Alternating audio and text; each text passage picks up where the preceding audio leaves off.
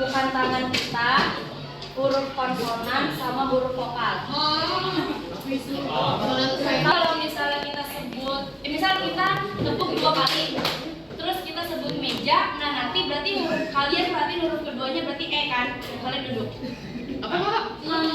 Kalau vokal kalian duduk, kalau konsonan kalian berdiri.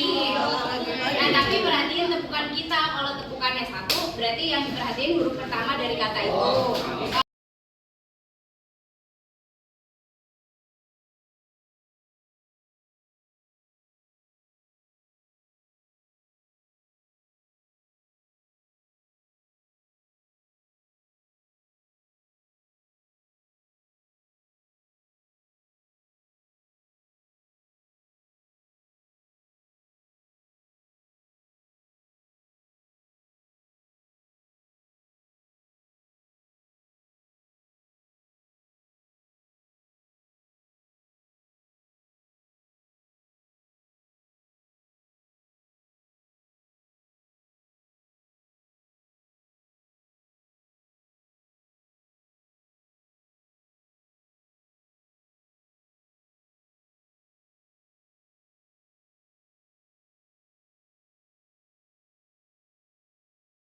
Kedua dari kata itu. Mau coba dulu ya? Coba dulu. Kita soalnya ada hadiahnya ini kalau game aslinya. Katanya itu disukain siapa? Kita. Oke. Perhatiin ya. Ya. Munduran meja. Ji.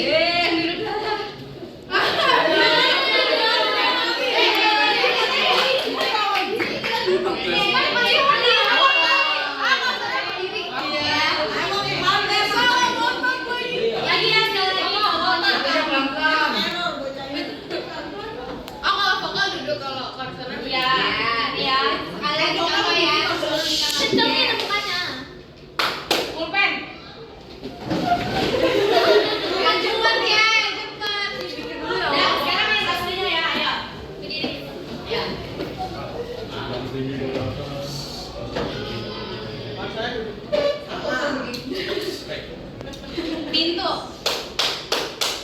Itu berapa?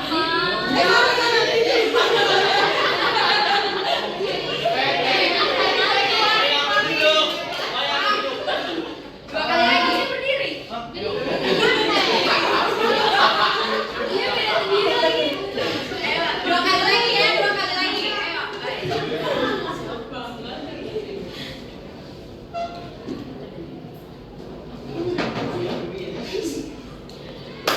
Botol.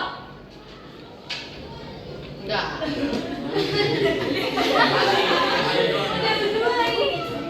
3 tadi ya? Iya. Ini terakhir ya. Ini yang nentuin nih, ini ada hadiah nih. Aku yang ngeliatin, saya yang ngomong.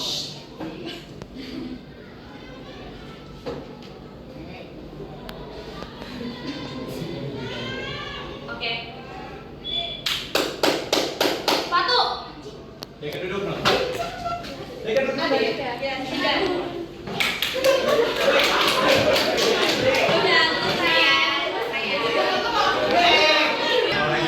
Kami dari kelompok 3.3 yaitu saya Laura dan Malika. Dan ini kita akan menjelaskan mengenai logam alkali. Nah, yang sebelumnya sebelum kita masuk ke pengertian yang harus kalian tahu, logam alkali itu terdapat di kerak bumi. Nah, di kerak bumi itu kan ada beberapa unsur. Nah, yang paling banyak itu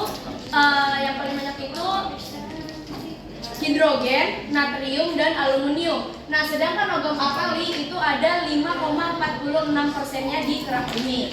Nah, yang perlu kalian tahu juga, alkali ini bersifat basa. Dia itu pH-nya 8 sampai 9. Nah, jadi alkali ini tidak bisa kena air. Karena air kan pH-nya netral. Jadi kalau misalnya alkali kena air, dia akan meledak karena reaktivitasnya yang tinggi. Jadi kita tidak bisa memegang alkali dengan tangan kita sendiri karena tangan kita mengandung air. Itu ya. Jadi kita kalau misalnya mau nanti misal di lab, kalau misalnya mau megang alkali itu harus ada pengamanan tertentu. Selanjutnya kita lanjut aja ke pengertian.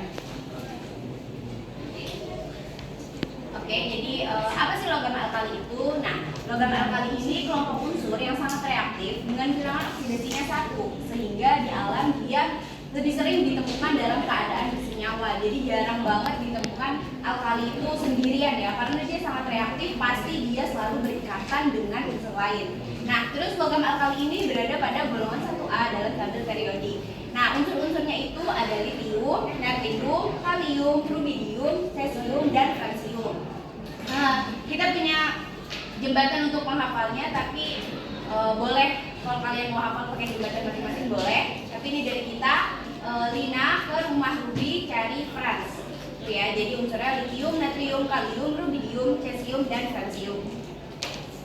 Selanjutnya, oke, jadi selanjutnya kita akan membahas kelimpahannya di alam. Nah, yang pertama ada litium.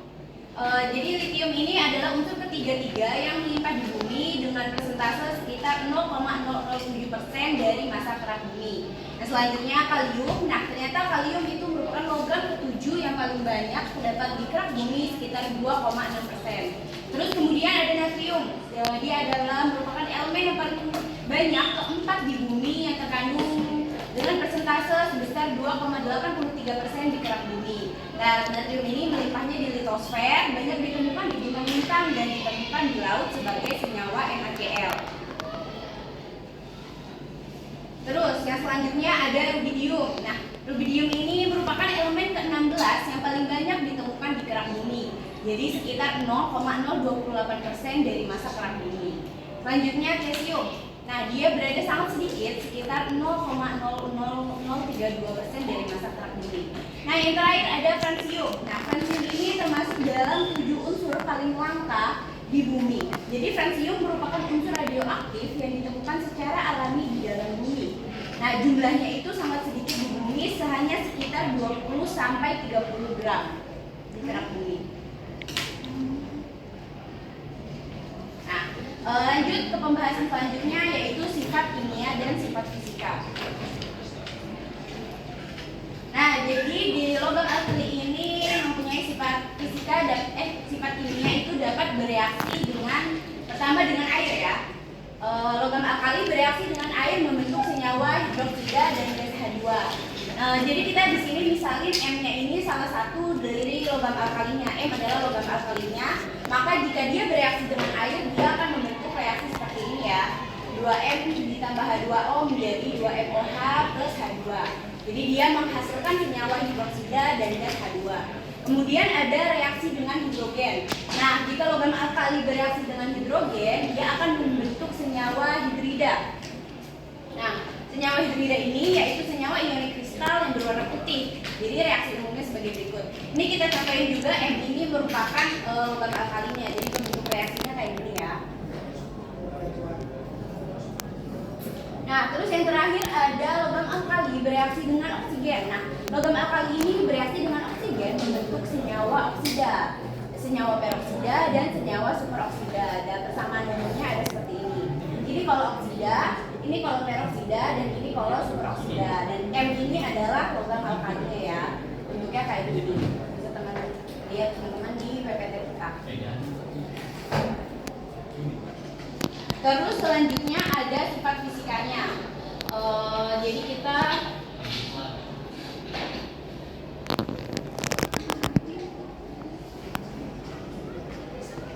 Oya kirimin tabel yang baru di grup ya, sebentar.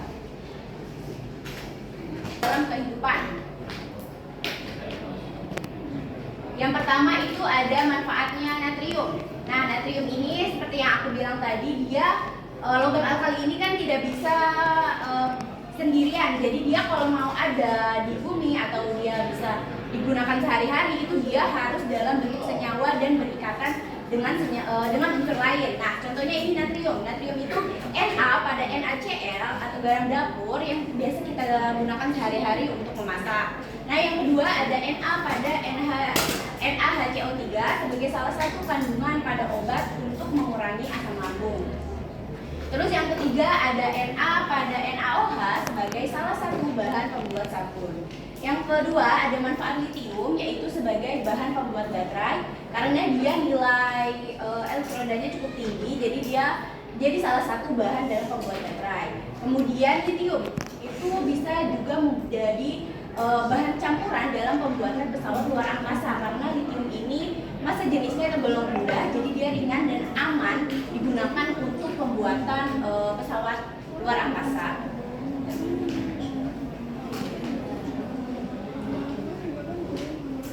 Kesalahan input tabel, tapi yang benar udah kita kirimin di grup ya.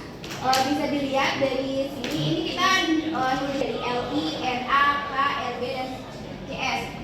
Bisa dilihat nomor atomnya, terus ada konfigurasi elektronnya ini.